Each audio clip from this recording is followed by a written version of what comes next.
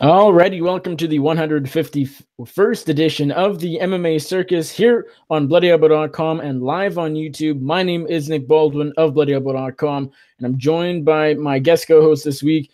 You know who he is. It is MMAfighting.com's Jed Meshew. Jed, how's it going? Good, Nikolai. How you doing today? Not too bad. Not amazing because we're 30 minutes behind schedule, mostly because I guess you don't check Twitter. I knew Wesley Riddle, who we podcast with over at Before the Battle, was bad about checking DMs. You're usually pretty good, but not tonight. See it, and I was like, I wonder when he's gonna send the link, and then I just never showed up, and then it had showed up, and I was like, oh well, I guess I'll get on that. Yeah, I suppose that's I don't know. It's behind us now. Nothing we can do about it. I gotta say, you started to take your time because I didn't know if we wanted, you to actually, come by or not. But as I said off there just a second ago, I'm still bitter that over at Before the Battle, you're the champ. You won DraftKings, you won our picks, you won our bonuses. I'm a little frustrated, gotta admit. We had a lot of people participating too, because we did the super show to celebrate 100. I think we found out who is the best of them all. Well, you did say, I remember that the win for you would be just that much sweeter because we have triple the competition. And I remember before we started, before our predictions were made, before the fights happened, I said, you're not going to take home. I don't remember. I think I said none of the belts. I thought you were going to be beltless come Saturday or Sunday night, but man, was I off on that. Clean sweep for Jed Meshew. All right. Let's dive in. Not a ton to talk about this week, so we can keep it a little relaxed. UFC Fight Night 126 went down this past Sunday evening from Austin, Texas. You were supposed to be there, maybe. What happened with that? Austin, I had contemplated going out to take a trip and visit her and going to the card. Ended up not doing it, and I apparently missed out. It was a very good night of fights. Well, that sucks because it was a good night of fights. We had a lot of MMA this past weekend. We had Titan with Jose Shorty Torres defending his flyweight title. We had a ACB card with UFC welterweight veteran Albert Tumanov getting the job done. We had LFA with some interesting names on that card. We had obviously UFC. We had Bellator 194, Matt Mitrione, Roy Nelson 2. A lot of stuff happened this past weekend. As far as actual fights go, not a ton of news this past week or so. So we're just going to basically talk about these fights that we saw and the UFC card coming up. So let's start with UFC Austin. Donald Cowboy Cerrone gets back into the winning column, first time since December 2016. He knocks out Anthony Medeiros with 2 seconds left in round number 1. A pretty good performance. I'm going to be honest, I thought he looked a little slower than we've seen, which isn't too much of a surprise. He is on the way down. I don't think that's debate, or, I guess you could debate it, but it seems pretty clear to me that he is declining gradually, but still not enough to not get the job done against Anthony Medeiros. So not surprising, really, but I guess reassuring that Cowboy is still, can hang with some fighters at 170 pounds. What did you think of his performance and the card overall? I still haven't seen everything from the card. I missed most of it and watched retroactively, except for the final few fights of the evening. I thought his performance was about what you'd expect, about what I expected going in at least. I thought Anthony Medeiros kind of underperformed. If you get knocked out with 2 seconds left in the round, you probably made some tactically poor choices somewhere in there, and he definitely made a lot of them. That's a round he, probably should have won and ended up getting knocked out in instead. But I think you covered it with Cowboy. He looks like a guy who's on the decline. This ambition of his to call out Habib, bold man. That's all I'll say for that one. Well, it was supposed to happen a couple times in the past, so. Yeah, I mean, a lot of fights could have happened previously that don't really make much sense anymore, and that one certainly can chalk it right on up there in that same category. The rest of the card, everything I saw looked real fun. Derek Lewis, I'm sure we'll get to him next. That was an awesomely bad performance. Kind of a great performance, but a bad one. The Victor Ronaldo fight was good. Curtis Millender showing out in his debut. I mean, and apparently everything on the undercard, I think it was all finishes. Maybe there was a We decision had in there that I don't recall. Maurice Pudilova was a decision. Other than that, all finishes. And we had a bulldog joke. Like, so it was a fun night of fights, fun card. Is one of those cards that is going to give life to the argument that, man, don't judge a card before it happens, even though that's a really stupid argument. But, you know, as long as you got the enjoyment out of it, that's fine. And I certainly have enjoyed what I've seen of it so far. And one of the best things about this card for me is, considering it was on FS1, the pacing was, as usual, pretty bad. But I was actually at my grandma's during the entire card. I was watching on my phone. So not ideal, but it was great in a way, because during all the commercials, in between all fights, I'm doing other stuff, whatever, eating or playing, cards, or doing whatever. I'm not sitting there watching commercials, just waiting and waiting and waiting and getting gray hair in the process and falling asleep. That's something that I think, Andrew Lawrence, our host, sometimes on the show, he sort of, play video games when fights aren't happening, watch fights when they're good, tune out when they're not good. That's something that's sort of a mindset I think other people need to adopt. Do things when there's no fights happening, or else you're just wasting your time. Don't sit in front of a TV staring at advertisements for 8 hours. That's just a horrible idea. It's part of why I actually like not watching fights live a lot of times, just recording them and going back. Is you can zip through them, and what would normally take a lot is much quicker when you can just zip through all the commercials. Yeah. Okay, so just one last thing on Cowboy. Hindsight is definitely 2020, of course, but in hindsight, I feel like this was like a lose-lose situation in a way for Cowboy. Like, he still won, figuratively and literally, because, okay, A, he got the win. That's great. But and B, he proved that, okay, he's not totally done. But I think the argument is there that, he beat Yancey Medeiros. Yancey Medeiros is a good fighter, but he should have beaten Yancey Medeiros. So what do we really take away? I think that's a fair argument. It's not necessarily one I would have, because I have realized that Cerrone is on the decline. But then on the flip side, if he had lost, that would have been a really bad loss. I mean, Donald, up until now, really only loses to the best of the best. Rafael dos Anjos, Robbie Lawler, Jorge Masvidal, more recently Darren Till, who might be something special moving forward. That's just as of late, and so this would have been a bad loss for Cowboy. So I feel like I don't know how much he really gained here, other than the fact that, which is a win, that we know he's not completely done. Your mic appears to be off. That's interesting. Try saying something. I cannot hear you. Test.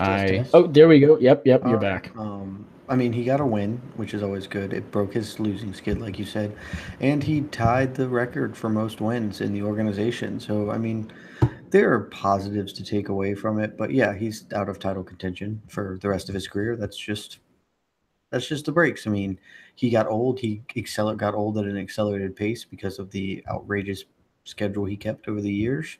But I mean, that's good for him. He's going to get out of the game relatively young and having accomplished a lot, and probably end up being a Hall of Famer without ever holding a belt, which is not a common thing. So yeah, I mean, I think you're kind of on point. If he had lost, it would have been bad, but he didn't, and so now he can potentially move back down to lightweight and hopefully just have fun fights and not really be thrown in against the Habibs of the world, because that's a terrible idea.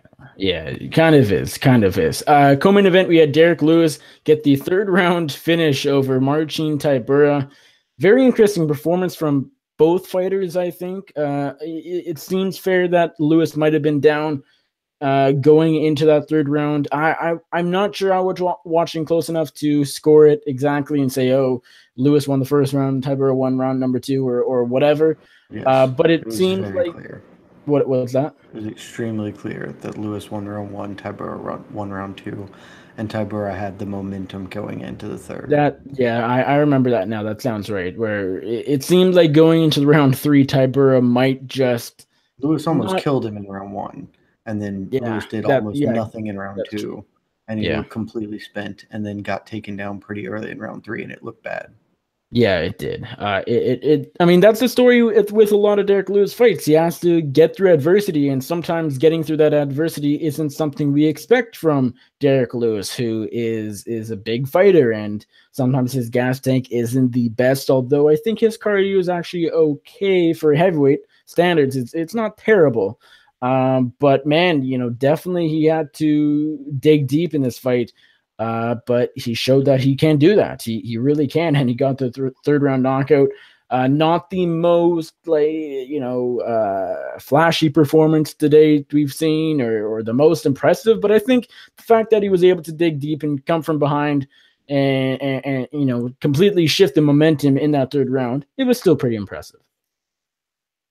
Bad. I think we can say that he has 6 minutes of being a competent heavyweight, and then after that he becomes mostly bad with very limited pockets of success. But I mean, that's just indicative of being a really smart fighter. I mean, not that he has bad cardio. That's indicative of him not putting the hours and the road work in. But the fact that he can still fight while clearly completely spent, it kind of just shows him being smart about it. It shows him kind of figuring out what he is, what maximizes his strengths, and he picks his moments really well. It's Luke Thomas made this comment either yesterday or today, or maybe immediately afterwards. He is Yoel Romero-esque in the way that he can lose a fight up until the point that he wins it, because he knows what his strengths are, knows how to maximize when to take advantage of them. When the right opportunity is to strike, he goes for it. And so I think, that should be applauded. We should also expect, if he's going to be a potential title challenger, a top 5, top 10 guy for the foreseeable future, which ostensibly he is, we should demand that he hits the fucking gym and, hits the Stairmaster and runs, because there's really no excuse at this level to have as bad a gas tank as he clearly does. A fight I've wanted to see for a very long time. I know my regular host, Andrew, we've talked about this pairing before. Is it finally time? Does it make sense? Ngannou versus Lewis, is the time now? I mean, I think it's fine to go with now. We've talked before. The UFC not huge on doing the loser meets winner fights. It's a little different, though, because one's coming off the title loss, and so one's higher pretty clearly, and so usually that's okay, I think. I mean, I'm fine with doing it anyway, because I don't give a shit about that stupid rule. But I mean, if you wanted to do Derek Lewis against the winner of the Volkov Verdun fight, yeah, if you want to do that against the winner of that for the next title shot, for whoever's going to get the title shot first after Stipe takes on DC in the summer, I think that's fine too. I think Blades might be ahead of Lewis still, though, in title talks. Yeah, maybe. I mean, it's all whatever. Heavyweight, you can kind of do whatever you want. You want to throw him in with Kane. One big win at heavyweight sort of surpasses you above everybody. Yeah, I mean, throw him in against Kane. That's fine. You can put him in against basically anybody you really want to. It doesn't matter. I'm fine with an Ngannou fight. I also think you don't have to pull the trigger on that, because these are two of the younger guys in the division, and that's a back pocket fight. You can just always have that at your disposal. I agree, but disagree. I agree that, yeah, they're two of the younger guys, although Lewis I don't think is too young. I guess for heavyweight he is probably early 30s. That's just my guess. But the why I disagree a little bit as well is that we've seen Lewis lose. He's not some I know we've seen Ngannou lose, but on different levels. Losing to Stipe means less than losing to Mark Hunt, in my opinion, in everybody's opinion. And so I feel like Derek Lewis, we've sort of seen his cap. I think Ngannou can get better. I don't know how much better Lewis gets. And so now risking him, there's no big risk, I don't think, anymore, putting Lewis up against the top guy who might beat him. That's what I think, anyways. I mean, I don't think that we were ever kind of keeping Lewis away from a loss in that way. If you want to do, who did Derek Lewis just lose to? Mark Hunt right before this? Is that Yeah. right? Yeah. I mean, if you want to do Derek Lewis versus Curtis Blades and do a prospect kind of fight there, I think that might actually make the most sense. Well, that's what I was calling for after 221. Yeah, if you remember. I do. I think that might make the most sense. Either that or I guess just go Ngannou, but I sort of have a feeling what's Overeem doing these days? Overeem might have a fight because he posted on Instagram recently a picture of him training with in the description #camp, as in fight camp, and so he might be getting ready for a fight that we don't know yet. I don't know who he'd be fighting. Maybe Kane. I don't know. I have no idea really. I could see a Kane fight. I put him in against whoever. It doesn't matter. I'm less interested in the Ngannou fight than I was before because I think Ngannou just kind of beats the shit out of Derek Lewis now. But I mean, I'll still watch it. Yeah. Also on the card, we had James Vick get the job done against Francis Trinaldo. Good performance from him. I think he deserves a top guy now. Maybe not quite top 5 considering how stacked lightweight is. And also, it wasn't that long ago when he lost to Beneil Dariush. I guess it is coming up to almost 2 years, but that still sort of sits in the back of my mind. Curtis Blender, you mentioned him earlier.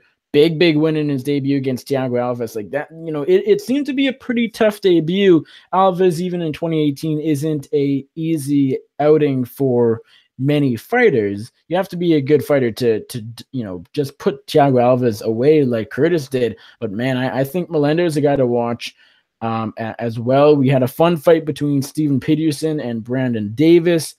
I believe it picked up Fight of the Night honors. Sage Northcutt got the win against Thibault Gouti. It was a little controversial. A lot of people scored it for Gouti. And even if you did score it for Northcutt, I'm not sure you can be impressed with his performance. I think his last win was tremendous, the win before this one. And this one, again, we're going back to Sage is only 21 years old. Let's sort of slow down a little bit. Yeah, I didn't watch that fight, so I don't have any comments. Just talk about whatever I just mentioned. I have nothing to say on Sage. I will say, good for James Vick to get the win. I thought this was his least impressive performance since he got knocked out by Beneil Dariush. And it coincides with him facing the best fighter he fought since then. I like James Vick as a fighter. I think he's pretty good. I think he is calling for a lot of guys way outside his pay grade. And he needs to just be cool with the fact that his next fight's going to be against Michael Chiesa's fighting somebody, right? Who's he fighting? Is he fighting Pettis? Pettis. Yeah. His next fight's against the winner of that fight. Like, that's who he's fighting next. And that's okay. It's another rung up the ladder, but he doesn't, his post-fight speech where everybody's ducking me and I'm trying to call for the people who, no, you don't get to fight them. They would beat the living shit out of you. Like, it's just, like, Francisco Trinaldo's a tricky guy and a decent fighter, but for a guy who has aspirations like James Vick does, he should not have struggled as much with Trinaldo as he did. And I think, we need to temper any expectations. Just because he is enormous does not make him elite. He is a very good fighter, a top 15, a top 12, maybe even a top 10 guy. I can see him beating Iaquinto or Pettis. I can totally see that, but he's going to have a hard time with Beneil Dariush again, with Kevin Lee, with somebody said Justin Gaethje, I think, threw that out there, and that seems just like a horrible fight for James Vick. Well, he called out, Khabib and Ferguson, and am I okay with those call-outs? I mean, sure, call whoever out. I'm not going to argue. We always argue about or complain when fighters don't use their time wisely, but he's not getting those fights, and I wouldn't favor him in those fights. I don't think that's using his time wisely because he's not going to get him. So it's not like he could call out the Queen of England. He's not going to fight her either. Yeah, it's a waste of his time. Like, it's better than not calling anybody out. But calling out, I mean, he did mention though that Kevin Lee and Chiesa turned down fights with him, and so that's why he's moving on. Whether or not that's true, we don't know. Yeah, I don't imagine if Kevin Lee turned a fight down with him. I don't think it was for any reason other than the fact that he was unranked, and why would Kevin Lee want to fight a guy who's not ranked? Which is a very reasonable thing to turn down a fight with him. Now he's got a number. If they offer Kevin Lee that fight, Kevin Lee's going to take it, and Kevin Lee's going to beat the Vic dog was shit out of ranked James before Vick. this fight. He was ranked 15. That's 12. No, he's ranked 12 now. Going into this fight, he was number 12. There was no chance. Then if he was ranked 12 going into this fight, then he did that thing where the UFC fighter rankings, because a fighter's about to fight, the voters remember they exist and bump them. Because I distinctly remember him and Trinaldo being tied at 15. At 14. When it was announced they were both 14. They were both 14 because there is no 15 when two people are tied for it. So they were both 14 and 15. They are the same thing or whatever.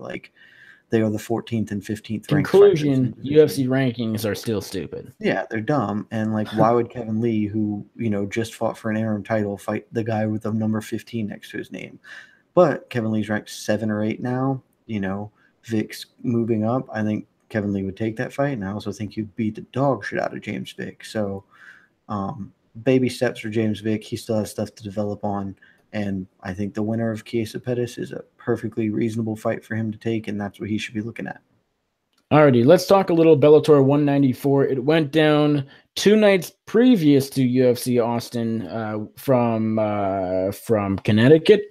We had Matt Mitrione defeat Roy Nelson in the main event. It was, of course, a rematch from their 2012 meeting in which Nelson got the knockout victory. Things obviously were different in this one. Matt Mitrione getting the job done by majority decision. Of course, he won the first 2 rounds pretty clearly, and then Nelson had a dominant round 3. One of the 3 judges gave him a 10-8 in that round, mostly because he got Matt Mitrione in a crucifix and was using decent ground and pound. Almost warranting a referee stoppage, in my opinion. I know the punches weren't super hard, but he got Mitrione in that position, and ultimately Mitrione wasn't moving that much or wasn't intelligently defending himself for a little bit, but he got out and he survived and he ended up getting the job done. So he moves on in the Bellator Heavyweight Grand Prix. He will meet the winner of Ryan Bader versus Muhammad King Mo Lawal later this year. What did you make of Mitrione's win over Nelson? Were you surprised? Were you happy with the fight? Did you think it was boring? What did you make of it? I thought Matt Mitrione looked pretty good when he was allowed to do exactly what he wanted to do, and terrible when he wasn't. Roy Nelson could have easily won that fight. I think he completed 90% of his takedown attempts. Basically, every time he just focused on shooting on the legs, he got it done. And Matt Mitrione still has absolutely nothing on the floor. I scored a draw. I thought they should have done a sudden death round. I don't really know how you don't give Roy Nelson a 10-8 in the third, even if you don't particularly think he was close to getting the stoppage there. He had him in a mounted crucifix for 2+ minutes with Mitrione just taking shots and doing nothing. That's it would not have been completely unreasonable for the referee to stop that. And if there's ever a point in time where the ref could stop the fight reasonably, probably should give a 10-8 round to the dude who made that happen. I'm not super sad or depressed about it. It doesn't matter. Ryan Bader is going to walk through this tournament now. I think Mitrione is the betting favorite, which was always insane to me, and especially after this last one. What do you think Matt Mitrione is going to do against Ryan Bader? He's going to get double-legged into oblivion. There's Roy Nelson, who's not a historically great takedown artist, took him down at will. Ryan Bader is going to drive through him like a sack of bricks. It's going to be miserable. That's kind of my biggest takeaway from this fight. Before any fights in this tournament had happened, when it was just announced, I looked at the bracket, and like pretty much everybody, I picked out 2 names as clear favorites, Matt Mitrione and Ryan Bader. I went with Mitrione. I figured, okay, it's going to go down to Mitrione versus Bader. I lean Mitrione ever so slightly, but man, I think I need to change my pick in that one. Should it go down? Should Bader get past King Mo, which I do think he will. As you said, we saw Matt Mitrione get taken down time after time after time, and that's against Roy Nelson. Yeah, they always say he's a jiu-jitsu black belt, but I think his grappling game might be a little overrated, to be honest. And as you said, he's never been the biggest takedown artist anyways. And so if he can take Mitrione down, Ryan Bader certainly can. And this just sort of made me basically made me switch my pick for who's going to win the tournament. Now, it went from Mitrione to Ryan Bader as of now. So not a terrible performance from Matt Mitrione. He looked good on the feet when it was there, but as you said, when he was not doing what he wanted to do, in other words, when he was lying flat on his back, he didn't look very good. And he also gassed a little more than we're used to. He's a pretty good athlete coming over from football, of course. His cardio typically isn't too bad. I think I don't know why this was different, but it seemed to be a little less in this one. But luckily, he was fighting. Get a big hit on top of him. Roy I guess that doesn't help. Yeah, I guess that'll do it. Roy Nelson's ground game is quite excellent. He has a very good fat man top position ground game. Excellent weight distribution. He made Matt Mitrione carry his weight the whole time that he was on top of him. That's why he got tired. In the co-main event, we had Patricky Pitbull Frere knock out Derek Campos in round number 1. Excellent performance from Pitbull, and pretty much we don't need to talk about what's next for him. He's probably fighting the winner of lightweight champion Brent Primus versus Michael Chandler, the rematch. There's no real other option for him. He probably should have fought or he probably should have fought Primus if they weren't doing the Chandler rematch and for a while it seemed to be that was the case. But he ended up getting the rematch against Campos, put him away quickly. Is there anything bad to take away from his performance? Everything looked good to me. Nope, he improved on his first showing. Good for him. He gets a title shot. Anything else we want to talk about at Bellator? I think one performance I want to touch on is Vadim Nemkov's win over Liam McGeary. We both called it, actually, everyone on Before the Battle, minus Daniel Levy and Mike Rhodes, who had dipped out earlier. We all called Vadim Nemkov for the upset, so I was a little concerned that, hey, this guy's plus money, we're all picking him. We just jinxed it, or we're looking at something wrong. But no, we were dead on. He got the third-round TKO win over Liam McGeary, the former Bellator 205-pound champ. He looked excellent, man. I think Nemkov might be the future of the Bellator light heavyweight division. The guy's only 25 years old. I remember seeing him back at the end of 2015 in his Rising debut on the first Rising card. He was part of that heavyweight tournament, and he looked good, but now that I think about it, he was 22, 23. He looks a lot better in this fight, and he's a good fighter. Yeah, nothing really more to add to that. He had a good showing. Maybe temper our expectations a little bit. McGeary just seems out of sorts since he lost his belt. Just has not really turned in even a good performance since then. He's taken the Emmanuel Newton route. Yeah, it's just sort of a strange fall for him. But I thought the little things you saw in that fight were impressive. Like you said, he's young. He's young in a division that's mostly old. So particularly in Bellator, he can have success by virtue of that. If he does jump over to the UFC, that's a big feather in his cap, just being a young guy with options. So yeah, guy to keep your eye on, guy to watch. He's not going to burn the house down out of excitement, but good, solid, fundamental fighter. Probably going to be around for a while. Anything else we want to talk about from Bellator? Purposely skipping over the Heather Hardy fight. I didn't watch pretty much any of it, but from everything I heard, it was one of the worst fights in a long time, and so that's all I'll say about that one. It's a bad, to be fair, it is definitely a bad fight. To be sure, it's one of those things also that gets a lot more heat by virtue of where it is. This is a fight that shouldn't be taking place on a Bellator main card, and so people get way, way angrier at it because our expectations were too high to begin with.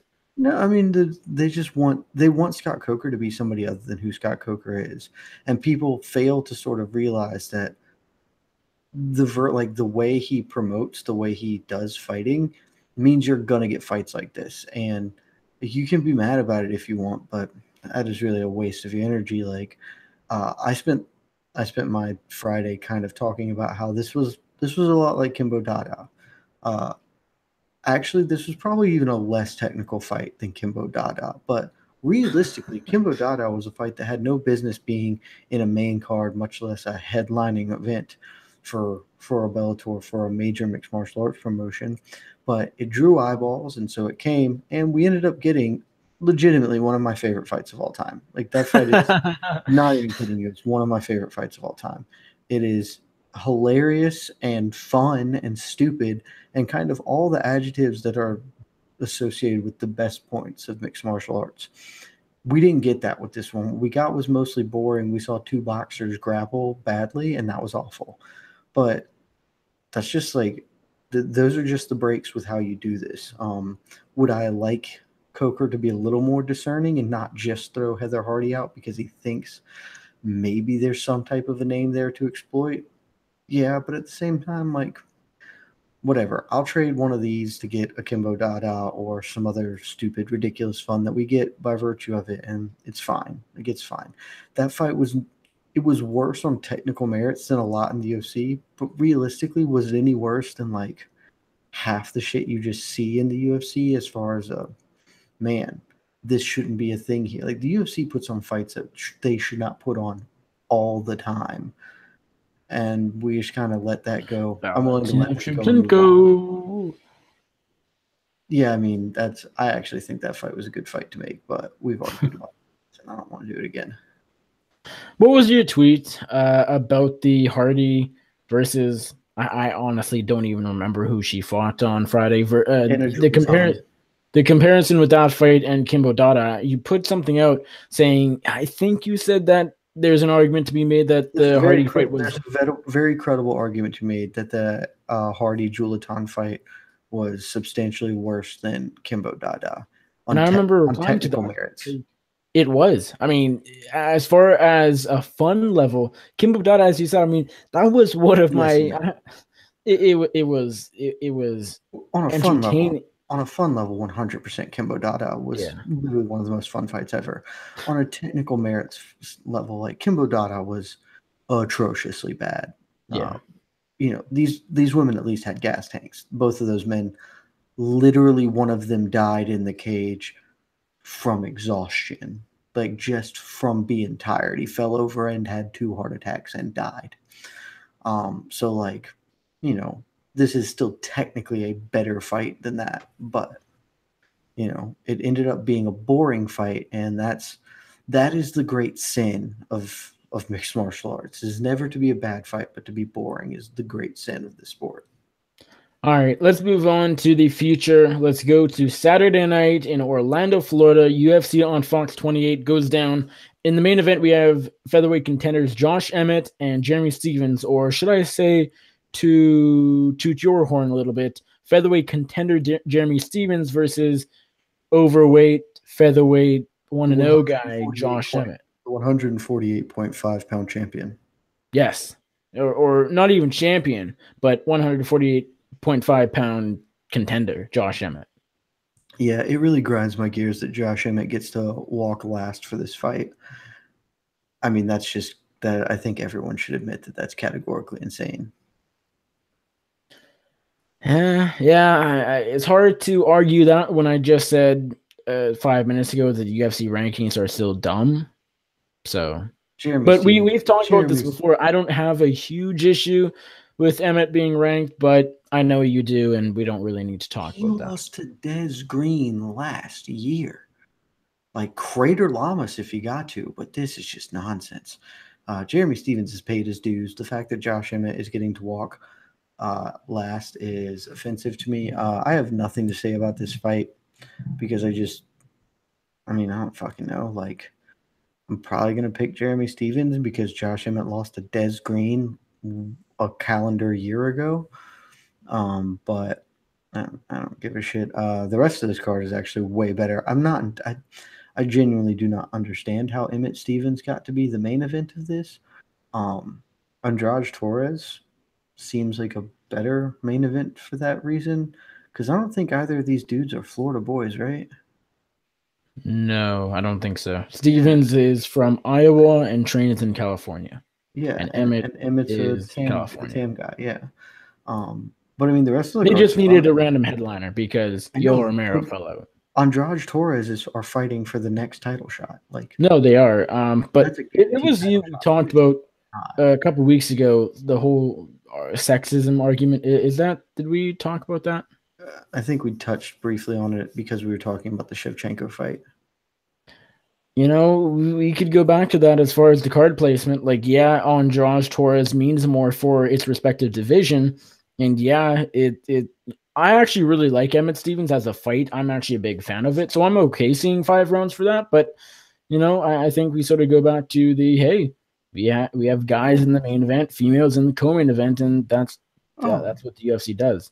Oh, don't get me wrong. I would like to see 5 rounds for Emmett Smith or for Emmett Stevens, but if I have to pick, I want Andrade Torres to have 5 rounds because that is likely going to go to a decision and it is determining the next person who will fight. Guaranteed their next fight will be 5 rounds. It has always been stupid to me that contender fights are not 5 round fights, and this is dumb. Like, Andrade Torres should be 5 rounds, and frankly, it just should be the main event here. It's dumb. It's the fight I'm most looking forward to, even though I think Andrade is probably going to win pretty cleanly. That's the second fight. Perry Griffin should actually just be really fun. Yeah. There's a lot of good fights on this card. I mean, I sent out a tweet last night saying not a ton of people love this card or are talking about it, but I know for Big Fox standards, it's still not great, but it's decent. Like, I really like this card. It's on early because it's on Big Fox. That's great. I don't need to go to bed at 3 a.m. after watching the card and then writing an article or whatever. So that's a great aspect about it. I like the main event. I like the co-main. I like OSP Elir Latifi. I mean, Latifi is just, well, he's Elir Latifi. You can't complain about that. Mike Perry is one of a kind. He's fighting Max Griffin. Max Griffin's going to bring it too in a fight that he probably shouldn't win. He still could because he has knockout power. He comes and brings it every fight. The prelims are good too. I know Hennenbrow, obviously not the Hennenbrow he once was, but I actually kind of like the Brian Kelleher fight, which is kind of weird because, like, this isn't a fight Brow should lose, but No, he's he totally still going to he lose this still fight. might. He's going to lose this fight. I honestly would not be shocked at all if he did. McMahon, Renault, that's a good fight. McMahon is number 7. Renault is number 8 in the bantamweight division. That's fun. Rose Hill's not terrible. Saunders Joban is actually a really fun fight. It's kicking off the prelims. There's very little to complain about this entire card, I think. Mm, I think as is the hallmark of the McMahon Sean Shelby era, it's a lot of well-made fights. Nothing that really gets me excited. Nothing I can bag on too heavy. But yeah, like, again, I just said it a minute ago, different context here, but really the only real sin in this sport is being boring. And while I think all these fights are well matched with purpose, closely made fights for the most part, none of them get you up. None of these are right home to your parents fights. None of these are call your buddies over, let's watch this, or hey, I'm at a party, can we throw on the UFC so I can watch this fight and nobody will be mad about it. Like, this is some DVR, watch at your own leisure because nothing here is getting you up. Nothing's exciting. Not every card though has to have Conor McGregor esque of casual fan, whatever you want to call it, on it. I mean, this has some exciting fights. I mean, as I said, Emmett Stevens is fun. I like it. Griffin Perry is fun. Andrade Torres is fun. Latifi OSP might be a little slow, but we're hardcore fans, and so from our point of view, or at least my point of view, because I know you seem to disagree a little bit, I like the card. Let's talk a little more about the main event. I know you said you're picking Stevens. If you want to explain why, or feel free to sort of dig into that a little deeper. Because I don't know if Josh Emmett could even fight. Like, I just don't. Like, we haven't seen much of him. Tam talks about him well, but like, he lost to Dez fucking Green, who's not a good fighter, and he lost to him a year ago. Like, outside of that, he landed a good clean left hook on a dude who made weight, and he didn't. Like, I don't. Maybe he's gonna be good, but I, I haven't seen anything to make me think this guy is the next dude. And Jeremy Stevens has only lost to the very elite of the division. That's it. Like, his since dropping to featherweight, his losses are to champions and contenders. If Josh Emmett wins, cool, he's one of those guys. But I'm gonna side on I'm going to err on the side of the known quantity, a dude who has a sneaky amount of depth to his game and has been getting a lot better. And, I'm willing to be surprised if Josh Emmett lands another big punch, but Jeremy Stevens is always taking punches extremely well, so he's going to have to outstrike him. And, I mean, I would have picked Duho Choi to beat the hell out of Josh Emmett, and Jeremy Stevens just thumped that kid up proper, so I have suspicion he's going to do the same thing here. Yeah, I have to go Jeremy Stevens. Wouldn't shock me if Josh Emmett just lands something and puts him away, although it's hard to say whether or not I'd be more surprised about that or the Lamas result we saw in Winnipeg last December, just because that was before we had seen that from Emmett. We hadn't really seen that power, and we hadn't seen him beat a contender. So I still think the Lamas fight would be more surprising, a bigger upset, but you could also say that, hey, Stevens has a better chin historically than Lamas. This guy can take a punch for days. And so if Emmett just one punch KOs him, that'd be pretty impressive. That'd be pretty big, really big. I don't know that happens, though. I think Jeremy Stevens has a bit higher output, I would think. That's sort of my take on the fight. Anyways, he seems to have, I think he's a little more reliable on the feet. I think he just stays a bit more active and isn't necessarily looking for that big one punch KO, which in a big fight, in a contender fight, Josh Emmett, that might be the one thing or one of the few things he has to win here. And so I think Stevens is a bit more technical on the feet, and we've just seen more of him. So it's hard to pick Josh Emmett because he's still, even though he beat Lamas, he's still unproven because I can't call a knockout fluke, but that seemed to be as close to a fluke KO as you can get. I mean, obviously it was a punch and not some crazy flying knee or anything, but I would want to see him fight Lamas again to really, and I don't know if he would beat Lamas again. We really don't know, and we probably won't ever know. So the pick Stevens, but Lamas or Emmett has surprised me before, so he could just do it again. Co-main event, we of course touched on it briefly. Jessica Andrade versus Tisha Torres in a number one contender fight. The winner will almost certainly fight the winner of champion Rose Namajunas and Joanna Jędrzejczyk number 2, which goes down at UFC 223, Brooklyn, New York, in April. You mentioned you're taking the Brazilian here, Jessica Andrade. You are muted. Yeah, I'm taking Jessica Andrade. I think Tisha Torres is that fighter. And you know what I mean by that. Like, she's the gatekeeper to the title contenders. She hasn't really lost any of them, actually, but like that's just. I think she might be good enough to, as I knock my mic over. Your new mic. Yeah, my new mic. She's good enough and will hang around at that kind of level that she might end up getting a title shot eventually, but she's not going to win it. And when she faces a real title contender, it's just not going to go well for her. Yeah, I'm going Jessica Andrade here as well. I think she's the more vicious fighter. I mean, I feel like I fade Tisha Torres more than I should. She's a very good fighter, but Andrade seems to be on a different level, I think, skill-wise than Torres. Just a bit more dangerous, or a lot more dangerous, actually. And I think she probably lands some takedowns here. I know Torres has decent wrestling herself, but I think Andrade just bigger, more powerful. I like her quite a bit here, and she might get a late TKO finish. It wouldn't surprise me. Ovin St. Preux, Ilir Latifi, one of the toughest fights I've had picking on this entire card. Maybe that's just because Ilir Latifi is Ilir Latifi and he can kind of do anything. But on the other hand, OSP is always he's a talented fighter. He's been a staple of the 205-pound division for a couple of years now. Do you like the sledgehammer, or do you think the American OSP continues his winning streak? I'm definitely taking Ovin St. Preux. I don't know what the odds are on. I feel like OSP should be a pretty healthy favorite. He's like minus 120. Like, it's very close. Wow, I'm going to smash Ovin St. Preux on that. Ilir Latifi is fun in the way that fighters are fun that get some type of internet notoriety or He rides horses. Yeah, he rides a So horse shirtless, and and elephants. he's a big square-looking dude. But he hasn't beaten anybody worth shit.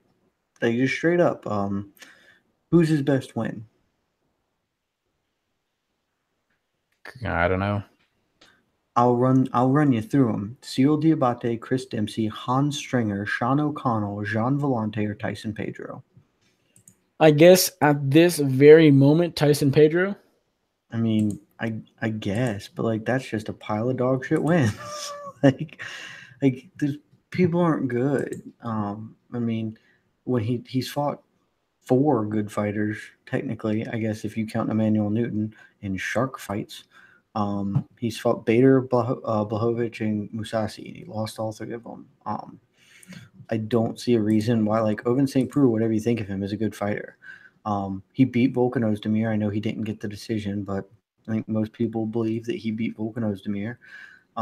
Should be riding 4-fight win streak. This is a guy who's in title contention. He got knocked out by Jimmy Manuwa, and he lost deceptively not, but seemingly competitive fight with John Jones. But yeah, like I think Ovince St. Preux is gonna beat the hell out of Ilir Latifi. Like he is the type of weird game that maybe he just lets Latifi hang around for a while because he'll like just not do anything for a minute, and then he's gonna end up Von Fluing him for some stupid shit. Like Owen St. Preux is a weird fighter, but I think he's pretty clearly established kind of where he settles out in the hierarchy, and I think Ilir Latifi is just every time he's fought a guy who was good, he's lost, and he's about to fight a guy who's good, so I think he's gonna lose.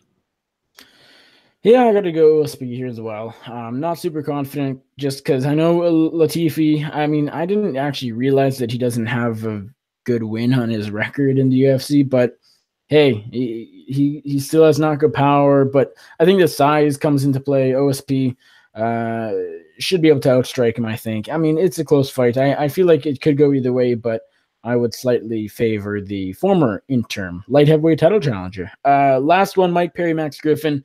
And that'll be all from us. If you want to hear the rest of our predictions, we'll be doing that on Before the Battle on Thursday with us and possibly Wes. I know he said earlier today that he had some stuff going on and might not be able to make it. Last one, as I said, Griffin and Mike Perry. I'm going to take Mike Perry just because I've been riding high on the Mike Perry train longer than I think most people. And, I think losing to Santiago Ponzinibbio in a fight that was competitive is not a bad thing for him. Ponzinibbio is one of the 7 best welterweights on the planet, and Perry's been doing this game a very short amount of time for him to already be able to compete with guys like that. I think Perry has a bright future, and I think he's going to knock out Max Griffin. Yeah, I kind of got to agree with that. Max Griffin in his last fight showed he can be rocked, so it's not like he has a chin of granite. And that was against Iluzu Zaleski dos Santos, who is a good fighter, not really a huge knockout artist. That is what Mike Perry is, and Mike Perry can crack, and I think he does that against Max Griffin. As I said earlier, Griffin brings it. He's a firefighter, or not a firefighter, but he brings, he brings it to his fights, I should say. And so he's not going to back down. He's not going to give Perry too much respect and try and make it boring. He's going to go in there and bring the fire, but too much too soon for Payne Griffin. And I think Mike Perry will get the TKO win. That does it for UFC Fight Night, UFC on Fox 28, which goes down in Orlando, Florida this Saturday night. Pretty good card. And as I said, if you want the rest of our picks, that'll be Thursday night on Before the Battle. Let's move on to Gets It, Doesn't Get It. We have a few to go through. Our first one goes to Bellator. Bellator recently released 13 fighters, including Fernando Gonzalez, former WSOF fighter Georgie Karakanian, Steve Cazzola. We had there were a few other names in there. Mike Rhodes, of course, who we podcasted with last week. What do you make of those cuts? Some seem to be a little surprising to me anyways. Does Bellator get it or not get it for them? Yeah, I don't know. They didn't cut. The only one that really gives me any type of pause was the Karakanian fight drop. he had a, I mean, he didn't have a great record in the organization, but he also was kind of thrown right in that group of fighters who are long time, like sort of the elites of Bellator. And yeah, he didn't cut it with that for the most part, but I think you could have let him hang around. I think he's a decent fighter, and they let like a solid mid tier fighter go. And when you are Bellator, you kind of need to hoard as many of those fighters as you can because you just need good bodies, like to run in against the people that you want to build into something. Preferably, you want them to be like exciting action fighters. I know Karakanian isn't really, but like he had a good run in Bellator. He beat Bubba Jenkins twice, who was a guy that they were kind of wanted to be invested in. Um, Look at his losses. Lost to Rick Glenn, Dan Weichel, Pat Curran, Emmanuel Sanchez, and Henry Corrales, who is a pretty good fighter. Like straight up, Henry Corrales is a guy who's got got some skills. So that's the only one that really shocked me. Um, you know, Other than that, sure, that's fine. I don't think it makes or breaks them. So sure, they still get it. But if we want to talk about Bellator and whether they as a whole get it, I think there's a large argument to be made that they very much do not get it anymore.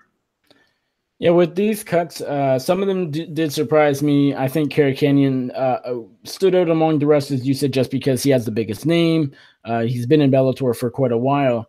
Fernando Gonzalez, apparently there are two Gonzalez's in Bellator, and so this might be the other one, but I assume this is the one that just lost to Lorenz Larkin, and this was really surprising because he was on a big winning streak. He beat Brennan Ward, beat Brandon Gertz, and who are good Bellator fighters, and they just let him go. And I think this a lot has to do with him missing weight. I think instead of cutting him, they just force him up to 185. I think that makes more sense. But It's also yeah, possible they just like chose not to re-sign some of these guys. Like, it's true. Yeah, I'm not up on the Bellator contract like extensions, but I can see Karakanian just his contract's up, and because he is a mid-tier good fighter wants more money than Bellator reasonably wants to pay him, and so he walks and goes to Titan or something to get some wins under his belt, rebuild that brand a little bit, and make money elsewhere. I guess the disclaimer here is that if these guys were actually released, their contract hadn't ended due to the amount of fights on it, and they got cut, then Bellator doesn't get it. Could it be different? Could someone have demanded more money than they're worth? Maybe, but if they all got cut as fighters get cut historically, Bellator, in my opinion, doesn't get it. It's not a make or break move, but as you said, as the second best promotion on the planet, not the best. You need those middle of the road guys to sort of beef up your cards. It's not like Bellator puts on an event every week. So having guys like Georgie, maybe even Mike Rhodes, wouldn't be the worst thing in the world. Will Brooks, he recently announced he has departed from the UFC. He was released from the UFC after going 1-3, obviously after a successful Bellator lightweight title run. Disappointing run in the UFC from Ill Will, the ATT fighter. Now he's headed over to the Professional Fighters League, the PFL, formerly the World Series of Fighting, WSOF. Of course, he will be part of the 155-pound tournament, the 1 million thing where they have, so many fighters go in and have a tournament, and it's the first MMA league, yada, yada, yada. You sort of know the deal. Does Will Brooks get it for signing with PFL? Yeah, I mean, he had to leave the UFC. That just didn't work. He's probably going to go down as the biggest bust in UFC history as far as like a free agent signing goes. They're not. I mean, I guess Gomi. Um, I guess Gomi but like even by the time Gomi came over, Gomi wasn't. Nobody thought Gomi was really a badass anymore. Like he was a guy who used to be, and we wanted him to be good again. But Will Brooks was a guy who was a top 10 lightweight and came over and quickly became not a top 10 lightweight. But yeah, obviously I think the PFL makes sense for him. He's done the Bellator thing. If he wanted to go back and do that again, he could, and then be fine. But like if I'm a guy and I'm elite fighter. If I'm an elite fighter, I'm considering the PFL thing because the $1 million price tag is appealing. I would also believe that I'm probably not going to get paid all that $1 million just because I have very little faith in the PFL, particularly to pay that paycheck. But I mean, if he's not going to go to Bellator, he can come get a paycheck and maybe win this thing. And shit, maybe it does work out, and they pay him $1 million. So he'll be one of the favorites going into the tournament, however many rounds they do of it. So I think it's fine. He needed a change of pace. He needed some easier fights. He'll get both of those in the PFL, and kind of build his confidence back up. And maybe then, after a year doing this tournament for a year, then he can talk about going back to Bellator, back to the UFC. Just getting back in a mind state to be there because clearly something's off with him. Well, he definitely needs to get back in the winning column, and then maybe his mental game sort of takes a 180 turn. I think he gets it here. The thing is, he's on a 3-fight losing streak, and so it's not like he has tons of leverage. He has very little leverage. It's not like he can demand certain things in his contract or a certain amount of money or just he doesn't have the negotiating power he had going when he moved to UFC from Bellator. And that's fine. That makes sense. He's on a 3-fight losing streak. We don't expect anything else. But the thing is, it's not like he can demand another chance in the UFC because he was the Bellator champion, or demand Bellator to bring him back and pay him like a champion and give him an immediate title shot. So he sort of has to take what's given to him, what's there, what's available, and that happened to be the PFL. I don't think it's a terrible move. I don't think it's the best move. I actually think going over to Bellator wouldn't have been the worst move. I think that would have worked out pretty well. Do him versus Michael Chandler. If Chandler beats Primus again, maybe after Patricky fights the winner of that, because we said he deserves a title shot. I mean, he would be right back in that title picture and might win the title back. I think that's very possible. On the PFL side, as you said, I mean, I don't really need to reiterate it. Does he want to fight Michael Chandler for a third time? Like that's if Chandler's the champion, he would. Yeah, but I mean, like, even if he is, that's mostly a downside fight for him. Like, he has 2 wins over Michael Chandler, who is a top 10 lightweight in the world right now.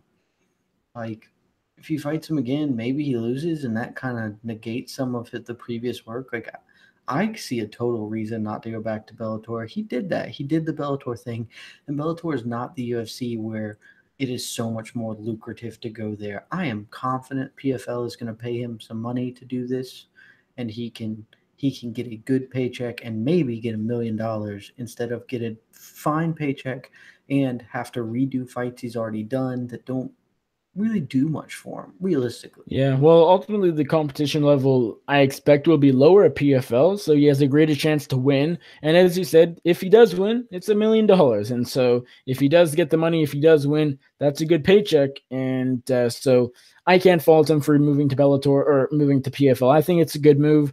And maybe after, especially because it's only a year, it's not like he's in a 5-year contract now and can't move. Nothing, maybe they won't give him a fight and he's stuck. He has a year. He'll fight a couple times in the tournament should he win, and all will be good for Will Brooks. Donald Cerrone announced, as you briefly mentioned, after his win over Yancy Medeiros this past weekend, that he is hoping and maybe will drop back down to 155 pounds. Of course, we have established very few times on this show that we have different ideas and opinions on weight cutting. Does Cowboy Cerrone get it or not get it for considering a return to lightweight? Well, I mean, tough call for me to say. I'm gonna say gets it, I guess, but I don't think there's a gets it or doesn't get it here. I don't think it hurts him to go down to lightweight. I think it's a trade-off. Like, he is going to be getting back to not being wildly oversized, but he's also, like, the lightweight division is just way fucking better. So, like, maybe he fights James Vick next. Like, that's way better than fighting the 12th ranked welterweight, whoever the hell that may be. It's just a trade-off. That's how it goes.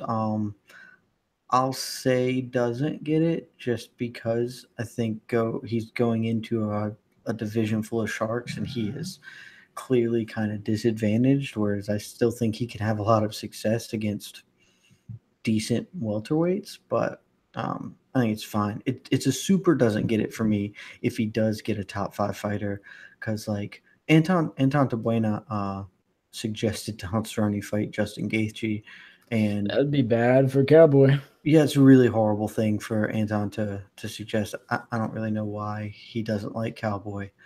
But yeah, if he gets a fight like that, which he would take instantly, and so would Gaethje, and the UFC would offer, like I believe the UFC might try and make that fight, and that is going to be very bad for Cowboy Cerrone. After the Poirier fight, I guess. Yeah, like that's going to be really bad for Cowboy. So I'm going to say doesn't gets it, but I don't particularly care either way, really. I was hoping you'd say gets it just because we would have a bit of diversion just simply because, and I expected it because I know you've never been on board with anti-weight cutting, so to speak, and so I figured you'd be okay with the drop. I am okay with the drop on that reason. The only reason it doesn't get it is because the level of competition. Right? Yeah. Cowboy. I said the whole time Cowboy moved up. I stand by it, and I've been proven correct. Cowboy was never going to challenge or win the welterweight title. He just was never going to do it because he was too small for the division, and I think that's borne itself out. He will not challenge at the lightweight division now because he's old and chop worn. Yeah. I think he doesn't get it. If he does indeed decide to drop down back to 155, the talent pool is just better there, and the weight cut won't help either. Cutting those extra 15 pounds at the age he's at the age and fight years he's at now, the damage he's taken over his career, over his long and career where he's had a lot of fights, I don't think those 15 pounds will help. So I think he should stay at 170. That's probably where he'll be the best. And he fights, let's be honest, not as great fighters. And so Donald Cowboy Cerrone, for now, he gets it because he hasn't moved down. But if he does, he doesn't get it from me. Nate Diaz somehow made the headlines this past Saturday, and oh boy, it's because he was in the crowd at UFC Austin and decided to light a joint and almost proceeded to smoke it until the FS1 crew moved the camera off him as soon as they saw what the Diaz brother was doing. Does Nate Diaz get it or not get it for what he did at UFC Austin? It was very on brand for Nate Diaz, so sure, he gets it. Like, it's just Nate being Nate. I will off-road this for a minute and say that incident inspired some members of the MMA online community to call out various media members for being dorks because they referred to it as a weed cigarette or as an e-cigarette or a weed joint. They didn't use the proper nomenclature for a joint because apparently many of the MMA media members don't smoke a lot of pot. You're not cool. You're not cooler than anybody. We're all nerds. This is a dork fucking sport. And I'm sorry that you at one point ever thought that by virtue of you liking this sport or it being your thing that made you cool or edgy. It's not. This is a sport that it's like I've been thinking about a lot since this. Like this might be the quintessential this century sport, like the internet generation sport, because it exists today because of the internet. Like the UFC, if you have any concept of the history of it, went through some lean years where it was really struggling to survive, and it basically got along by like people trading tapes over the internet. Like that was it. Like fanboy, like the UG and Sherdog forums played a pivotal role in keeping this sport, like any type of spirit of the sport and a community alive, that then was the foundation for the mainstream success. Nobody in the history of the world who has ever said, I gotta go home so I can get online and talk to my internet friends about the half-naked fighting that's going on the weekends. That's not a thing that cool people say. Like it's a dorky thing. This sport is a dorky thing. So you aren't cool because you know what a joint is what I'm saying to the people who wanted to throw that out there. Like, I mean, I don't know. If you're like 14 and you smoke weed, I guess maybe that does make you cool, but we're mostly grown ass adults here and we're all doing a super nerdy thing. Like we're all doing a super nerdy thing. So just own it. It's okay for it to be a dork sport. We're all dorks. It's fine. I don't really have much to add on that aspect of your response. Just on the whole Nate Diaz doing Nate Diaz, I think he gets it because he made the headlines without doing anything out of the ordinary for Nate Diaz, and so stole the show in a way. I know I saw a couple polls from some media members saying who was the biggest star of something along those lines. Cerrone, Diaz. I mean, okay. Yeah, So, I think that's a lot more damning of MMA media that literally all of us saw that and thought we need to do a post about it. Ooh, a post that Nate Diaz had a joint on him at a fun public event. Shocker. yeah, Didn't definitely. didn't he co-own a like brand of weed or some shit or like some I don't know. pre-rolled cigarettes? I think there's like Diaz Probably. brother pre-rolled cigarettes. Like Likely, very likely. I don't know. Now are we going to go read an article about Donald Cerrone going scuba diving?